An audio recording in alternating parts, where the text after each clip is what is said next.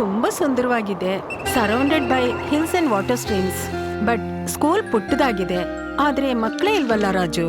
ಇಲ್ಲಿ ರಿಜಿಸ್ಟರ್ ಅಲ್ಲಿ 18 ಮಕ್ಳ ಹೆಸರಿದೆ, ಆದ್ರೆ ಕ್ಲಾಸ್ ಅಲ್ಲಿ ಯಾಕೆ ಬರೀ 8 ಮಕ್ಳಿದ್ದೀರಾ?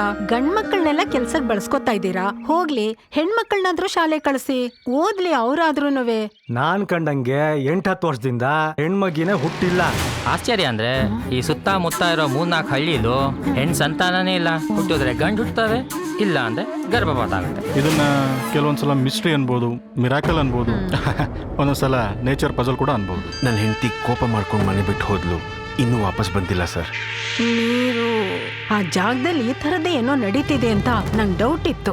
ನಿಜ ಹೇಳು, ಇಲ್ಲ ಅಂದ್ರೆ FIR ಹಾಕ್ಸಿ ಜೀವಾವಧಿ ಶಿಕ್ಷೆ ಆಗಾಗ್ ಮಾಡ್ಬಿಡ್ತೀನಿ. ಸರ್, ಇಂಥ ವ್ಯಾಧಿನ ಮೂಲ ಸಮೇತ ಕಿತ್ತಾಕ್ಬೇಕು ಅಂತ ನಾನು ನಿನ್ ಜೊತೆ ಇರ್ತೀನಿ. ಹುಟ್ಟೋ ಮಗುಗೆ ನೀ ಹೊಟ್ಟೆನಲ್ಲಿದ್ದಾಗಲೇ ಈ ಕಾರ್ಯಾಚರಣೆ ಮಾಡಿದೆ ಅಂತ ಹೆಮ್ಮೆಯಿಂದ ಹೇಳ್ಕೋಬಹುದು. ಈ ಆಪರೇಷನ್ಗೆ ನಮ್ಮ ಪೊಲೀಸ್ ಭಾಷೆಯಲ್ಲಿ ಹೇಳೋದಾದ್ರೆ ಇಟ್ಸ್ ಎ ಡಿಕಾಯ್ ಆಪರೇಷನ್.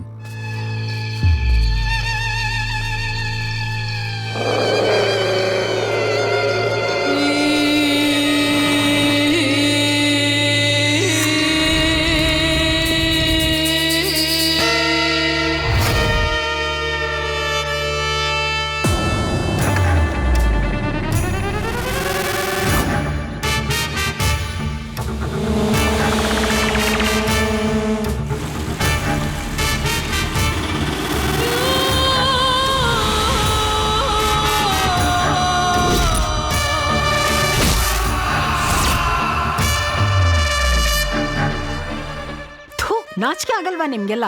ವೈದ್ಯೋ ನಾರಾಯಣೋ ಹರಿಹಿ ಅಂತಾರೆ, ಆದ್ರೆ ನೀವು ಪ್ರಾಣ ತೆಗೆಯೋ ಯಮಧೂತರಾಗಿದ್ದೀರಲ್ಲ. ನೀವು ಒಂದ್ ಹೆಣ್ಣಾಗಿ ಇಂಥ ಕೆಲ್ಸಕ್ಕೆ ಭಾಗಿಯಾಗಿದ್ದೀರಲ್ಲ, ನಾಚಿಕೆ ಆಗಲ್ವಾ ನಿಮ್ಗೆ? ನಿಮ್ಗೆಲ್ಲ ಶಿಕ್ಷೆ ಆಗ್ಬೇಕು, ಕಠಿಣವಾದ ಶಿಕ್ಷೆ ಆಗ್ಬೇಕು.